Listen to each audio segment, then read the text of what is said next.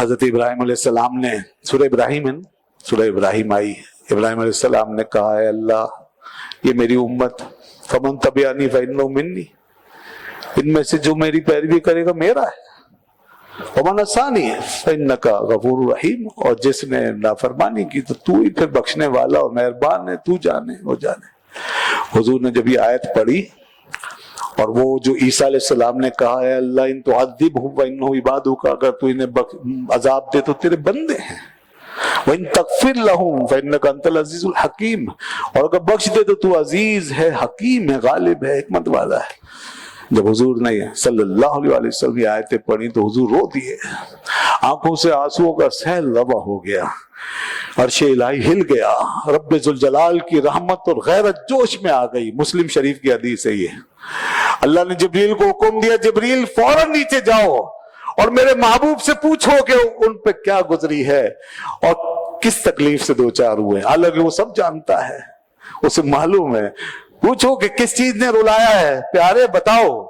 جبریل کتنی سپیڈ میں آئے ہوں گے، اسی آن نیچے تھے اور عرض کی یا رسول اللہ ہاں۔ اللہ نے فرمایا میرے محبوب کو سلام بھی کہو، میرا سلام کہو اور یہ پوچھو۔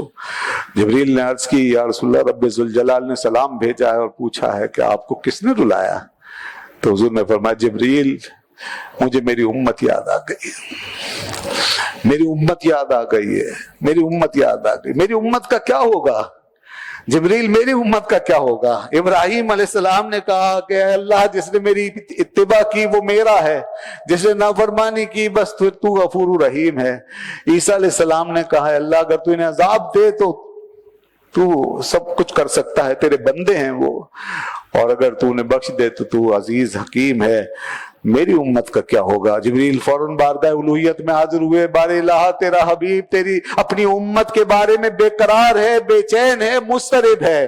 اللہ نے پھر جبریل سے فرمایا جبریل جاؤ اور میرے حبیب کو یہ مجدہ سناؤ، انا سنردیک فی امتک ولا یسوءک، اے پیارے ہم تمہیں تمہاری امت کے بارے میں راضی کر لیں گے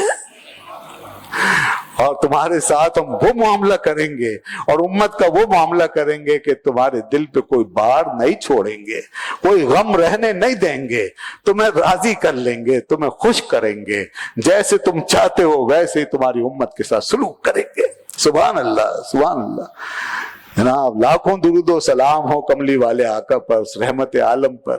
اللہ نے ایسا حبیب ہمیں عطا فرمایا، اللہ فرما رہا ہے پیارے ہم آپ کو راضی کر لیں گے، اور قرآن میں آ گیا وَلَسَوْفَ يُؤْتِيكَ رَبُّكَ فَتَرْضَىٰ، اے محبوب ہم آپ کو اتنا دیں گے، اتنا دیں گے کہ آپ راضی ہو جائیں گے۔ رضا پل سے اب وجد کرتے گزریے، رضا پل سے اب وجد کرتے گزریے کہ ہے رب سلم صدائے محمد، کہ ہے رب سلم صدائے محمد۔ اللہ کیا جہنم اب بھی نہ سرد ہوگا، اللہ کیا جہنم اب بھی نہ سرد ہوگا، رو رو کے مصطفیٰ نے دریا بہا دیے ہیں، رو رو کے مصطفیٰ نے دریا بہا دیے ہیں۔ سنتے ہیں کہ محشر میں صرف ان کی رسائی ہے، سنتے ہیں کہ محشر میں صرف ان کی رسائی ہے، گر ان کی رسائی ہے لو جب تو بن آئی ہے، انشاءاللہ پھر بن آئی ہے۔ جب رب نے وعدے کیے ہیں اور ہم اپنی ایمان کی سلامتی کے ساتھ وہاں پہنچ گئے تو بس پھر تو بن آئی ہے۔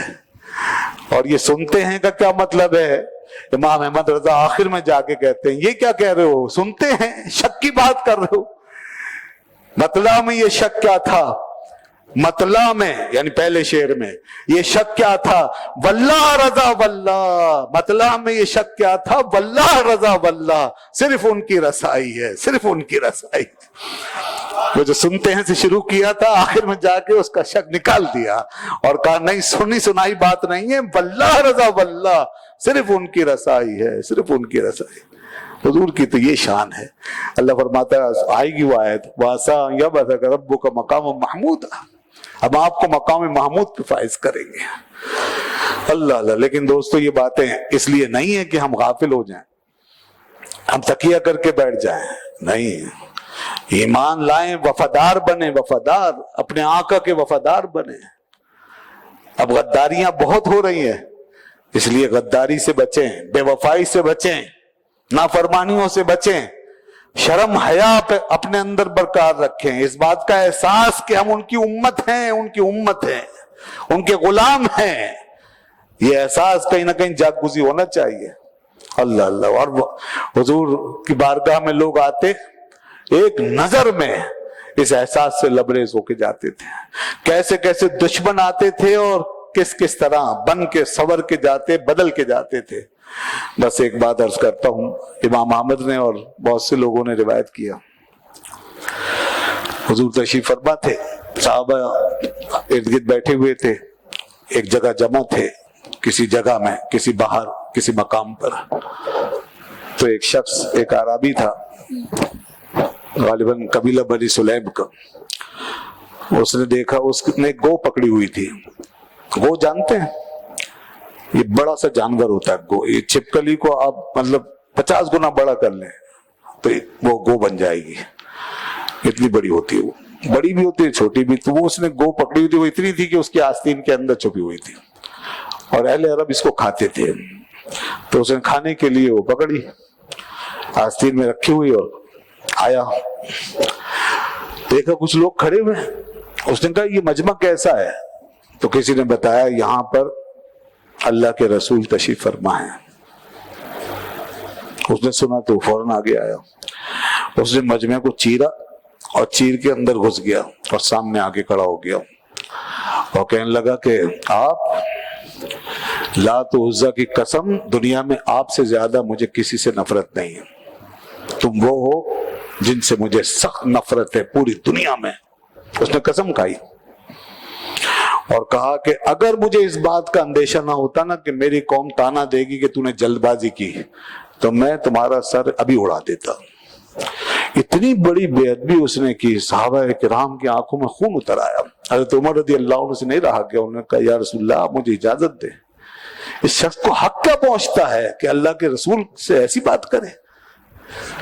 ایک انسان کو انسان ہونے کا بھی حق حاصل ہے نا، اور وہ یہ بات کر رہا تھا۔ اب صحابہ کرام کا جو غصہ تھا وہ بالکل ایمانی اور فطری تھا، مگر رسول اللہ صلی اللہ علیہ وسلم اپنی ذات کے لیے بدلہ نہیں لیتے تھے، یہ الگ بات ہے، حضور کا اخلاق یہ تھا، آپ اپنی ذات کے لیے بدلہ لیں۔ حضور نے فرمایا اے عمر، اللہ جس کو رسول بناتا ہے وہ قوم میں سب سے زیادہ بردبار ہوتا ہے، تو یہ تو ہمارا کام ہے ہم برداشت کرنا، اللہ نے ہمیں بردباری عطا فرمائی ہے۔ تو آپ نے اس سے فرمایا کہ تمہاری بات کا مطلب کیا ہے، یہ تم نے بات کی ہے کیا مطلب ہے، کیا کہنا چاہتے ہو تم، اور تم نے یہاں میرے لوگوں کے بیچ میں میری توہین کیوں کی، اور تم نے اس طرح کی بات کیوں کی ہے، کیا مسئلہ ہے تمہارے ساتھ؟ تو اس نے کہا کہ میں لات و عزا کی قسم کھاتا ہوں میں تم پر ایمان نہیں لاؤں گا، ہاں بس ایک صورت ہے، اب وہ عاجز کرنے کے لیے کہہ رہا ہے، ایک صورت ہے بس، اگر یہ گوہ جو میرے ہاتھ میں ہے یہ آپ کا کلمہ پڑھ کے سنا دے تو اس نے ایسے ہاتھ کھولا، گو سامنے آ گئی۔ اب رسول اللہ صلی اللہ علیہ وسلم نے اس گو سے فرمایا اے گو، حضور نے ابھی اتنا فرمایا تھا اے گو، اس کے منہ سے آواز نکلی، سب نے سنی، لبیک و سعدیک یا رسول اللہ، لبیک و سعدیک یا رسول اللہ۔ حضور نے فرمایا گو، وہ بولنے لگی لبیک و سعدیک، حاضر ہوں یا رسول اللہ، ارشاد فرمائیے۔ آپ نے فرمایا تو بتا کس کی عبادت کرتی ہے؟ گو نے کہا میں اس کی عبادت کرتی ہوں جس کا عرش آسمانوں میں ہے، جس کی سلطنت زمین میں ہے، جس کی رضا اور خوشنودی جنت میں ہے، اور جس کا غضب جہنم میں ہے، میں اس کی عبادت کرتی ہوں۔ پھر حضور نے فرمایا اے گو یہ بتا میں کون ہوں؟ اس نے کہا آپ رب العالمین کے رسول ہیں، آپ رب العالمین کے رسول ہیں، آپ سارے جہانوں کے لیے رحمت بن کر آئے ہیں، آپ خاتم النبیین ہیں، آپ نبیوں میں آخری نبی ہیں۔ دیکھیں جو حضور کو آخری نبی نہیں مانتے وہ ایسے جانوروں سے بھی بدتر ہے۔ ایک گو کہہ رہی ہے آپ خاتم النبیین ہیں، میں گواہی دیتی ہوں اشہد ان لا الہ الا اللہ واشہد ان محمدا عبدہ ورسولہ، یہ اعلان کیا گو نے۔ بس پھر کیا تھا، اس اعرابی کی تو آنکھیں دنگ رہ گئی، اسی وقت آگے بڑھا اور اس نے اپنا ہاتھ بڑھایا اور کہا حضور مجھے اپنی غلامی میں داخل کریں۔ اور اللہ کی قسم کھا کے کہتا ہوں کہ جب آیا تھا تو دنیا میں آپ سے زیادہ مبغوض اور ناپسندیدہ کوئی نہیں تھا، اور اب میرا یہ حال ہے کہ آپ سے زیادہ محبوب مجھے کوئی نہیں ہے۔ اب میرا دل بھر گیا آپ کی محبت سے۔